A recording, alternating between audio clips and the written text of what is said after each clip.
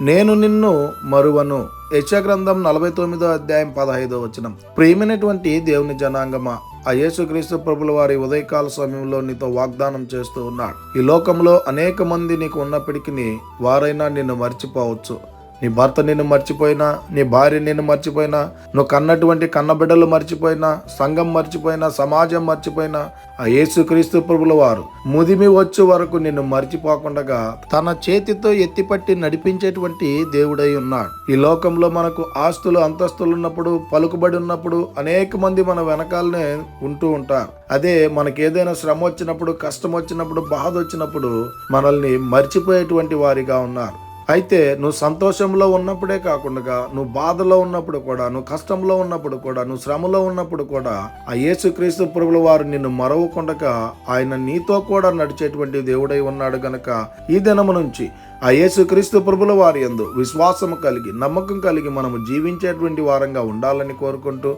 ఈ దిన వాక్యం ద్వారా దేవుడు బలపరచును గాక. ఆమేన్.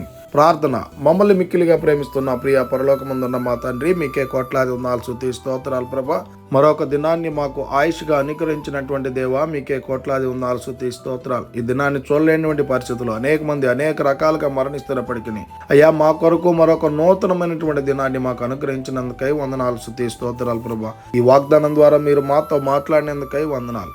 ఈ వాక్యాన్ని ఎవరైతే వింటూ ఉన్నారో వారందరినీ ప్రభా మీరు మరువక వారితో కూడా మీరు నడవమని ప్రార్థన చేస్తూ, ఇది నాన్న ఎవరైతే ప్రయాణాలు చేస్తూ ఉన్నారో వాళ్ళ పనుల్లో ప్రయాణాల్లో మీరే తోడైండి నడిపించమని యేసుక్రీస్తు పరిశుద్ధ నామమున అడిగి మరి ప్రార్థిస్తూ వేడుకుంటున్నాము తండ్రి.